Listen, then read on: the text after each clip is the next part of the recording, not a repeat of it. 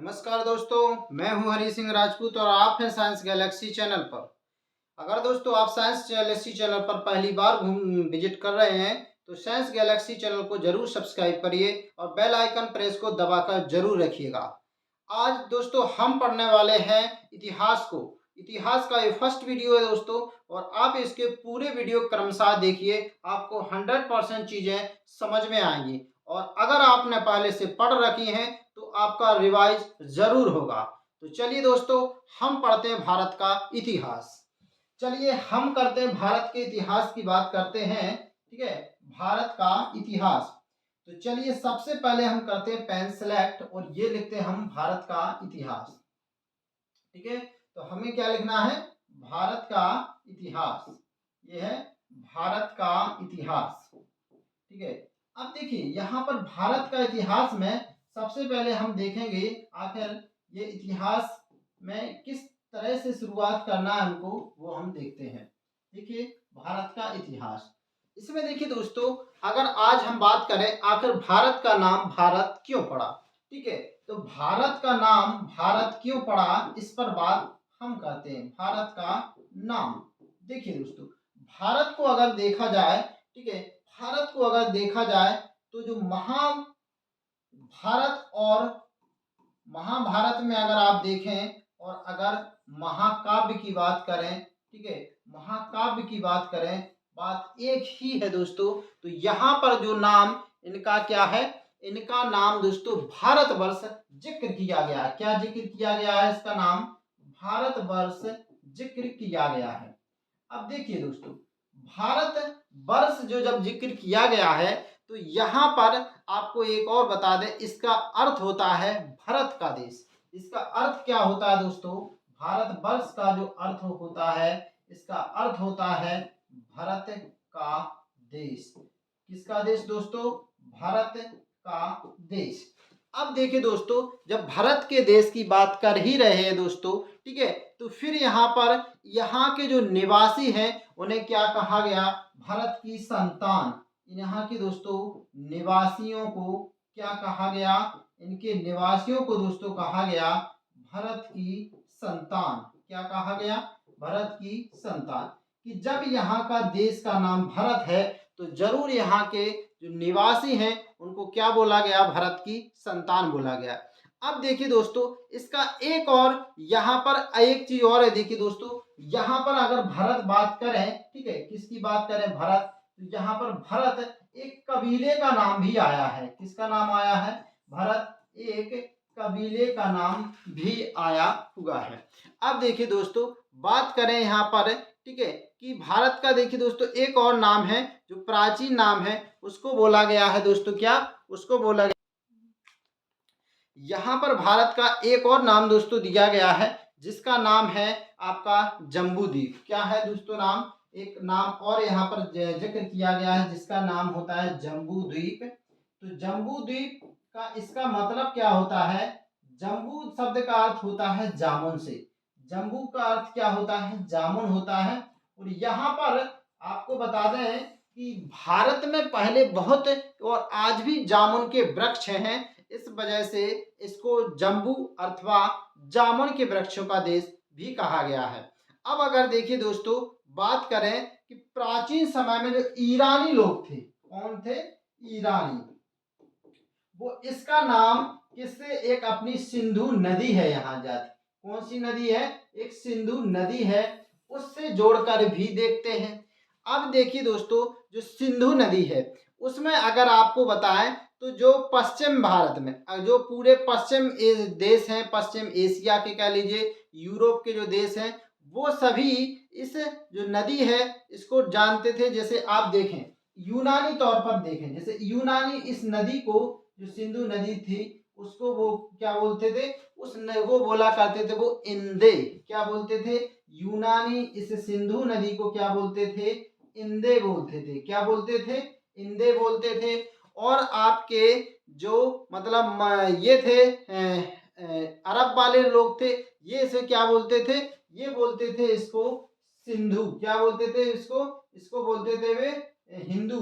क्या बोलते थे? इस नदी को हिंदू बोलते थे। तो इस वजह से इन लोगों ने, जो ये कौन है, ये अरब वाले हैं, ये अरब वाले हैं या आप ईरान वाले कह दीजिए।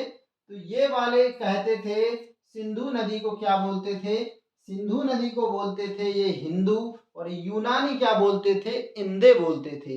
इस वजह से इन्होंने, यूनानियों ने क्या बोला, इंदे के नाम पर भारत को इंडिया बोला, और इन्होंने इन्होंने क्या बोला, अब ये देखिए फारसी भाषा में, क्या फारसी भाषा में सा को, क्या ये जो सिंधु से इस सा को क्या बोला जाता है, हा बोला जाता है, सा को क्या बोला जाता है, हा बोला जाता है। इस वजह से ये सिंधु नदी को हिंदू नदी कहते थे, क्या नदी कहते थे, हिंदू नदी कहते थे। और यहाँ के निवासियों को क्या कहते थे, यहाँ के निवासियों को कहते थे आपका हिंदू, ठीक है। तो यहाँ के जो इस वजह से ये क्या हो गया, हिंदुस्तान हो गया। इस तरह से हिंदू से क्या हो गया, यहाँ की निवासी, हिंदुस्तान, अर्थात ये देश का नाम क्या हो गया, हिंदुस्तान हो गया। और इन्होंने जो आपके क्या है, यूनान वाले हैं, इन्होंने इसका नाम क्या दिया, इंडिया दिया। अब आपको बता दें, हमारा जो पूरा जो प्यारा भारत वर्ष है, ये उत्तर भारत और दक्षिण भारत में बटा हुआ है।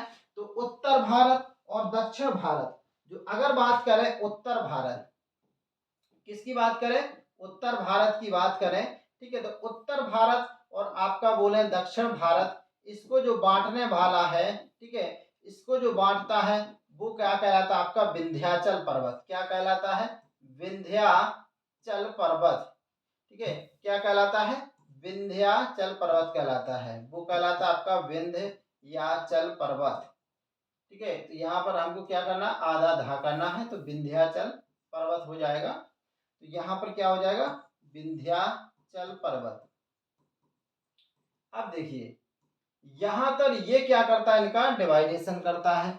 अब देखिए दोस्तों, हमें ये बताना है कि आखिर जो भारत है, यहाँ पर कितने प्रकार की मतलब नस्लों के लोग रहते हैं, तो उसके बारे में भी दोस्तों हमको क्या करना है, बताना है, ठीक है। तो उनके बारे में बताना है। तो उसमें से दोस्तों पहले जो थे वो थे प्रोटो ऑस्ट्रेलॉयड, जो पहले जाति थी वो थी, क्या थी, प्रोटो ऑस्ट्रेलॉयड, क्या थी, प्रोटो ऑस्ट्रेलॉयड, ठीक है। अब देखिए दूसरी जो आपकी थी दोस्तों, दूसरी जो जाति थी वो थी दोस्तों क्या, पेलियो मेडिटेरियन, क्या थी, पेलियो मेडिटेरियन, दूसरी थी पेलियो मेडिटेरियन, ये थी आपकी दूसरी। अब अगर बात करें तीसरे नंबर की, जो आपकी तीसरे नंबर की अगर आपकी नस्ल की बात करें, वो थी काके सायड, तीसरी कौन थी, काके सायड, ठीक है।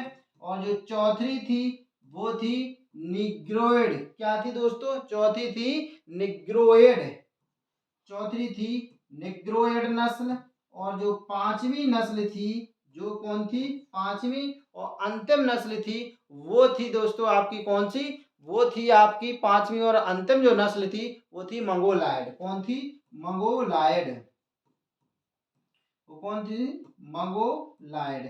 तो इस तरह से ये पांच, प्रोटो ऑस्ट्रेलॉयड, आपका पेलियो मेडिटेरियन, आपका काकेसायड, और आपका निग्रोइड, और चौथा पांचवा मंगोलायड, इतनी जो नस्ल के जो लोग हैं ये क्या थे, भारत के निवासी रहे। अब देखिए दोस्तों, अगर बात करें कि भारत को कितने भागों में बांटा गया है, तो भारत को बांटा गया है तीन भाग में। भारत को कितने भागों में बांटा गया है, भारत को बांटा गया है तीन भाग में। कितने, भारत का विभाजन, भारत का के इतिहास का विभाजन, ठीक है, इतिहास का विभाजन की बात करें तो इसको बांटा गया है तीन भागों में। तो तीन भाग कौन कौन से हैं उन पर नजर करते हैं। तो पहला क्या है आपका, प्राचीन भारत, कौन सा है, पहला है आपका प्राचीन भारत, और जो दूसरा है वो है आपका मध्यकालीन भारत, कौन सा है, आपका मध्यकालीन भारत, और आपका जो तीसरा है वो है आपका आधुनिक भारत, कौन सा है वो, आधुनिक भारत, वो है आपका आधुनिक भारत। अब देखिए यहाँ पर आधुनिक भारत हो गया। अब अगर बात करें ऐसा बांटा किसने था, जो 3 भागों में किसने बांटा हुआ था 3 भागों में, तो उसकी बात, जो भारत का जो इतिहास है इसको सबसे पहले जो बांटने का श्रेय दिया जाता है वो दिया जाता है जर्मन इतिहासकार को। किसको दिया जाता है ये बांटने का श्रेय? ये दिया जाता है जर्मन इतिहासकार को। तो देखिए जो जर्मन इतिहासकार हैं जिन्होंने ये विभाजन किया है उनका नाम बहुत ही प्यारा है, क्रिस्टोफ सेलियरस। क्या है? क्रिस्टोफ सेलियरस। क्या है? क्रिस्टोफ सेलियरस इनका नाम है। तो इस तरह से अब हम आगे का पार्ट आगे देखते हैं और आपको इसके बारे में बताएंगे। तो चलिए दोस्तों, अगर आपको साइंस गैलेक्सी चैनल पर वीडियो लगातार मिल रहे हैं तो आप इसको सब्सक्राइब कर लीजिए और सभी दोस्तों को इसके बारे में इन्फॉर्म कर दीजिए और साइंस गैलेक्सी वाले चैनल को देखते रहिए। बहुत बहुत धन्यवाद।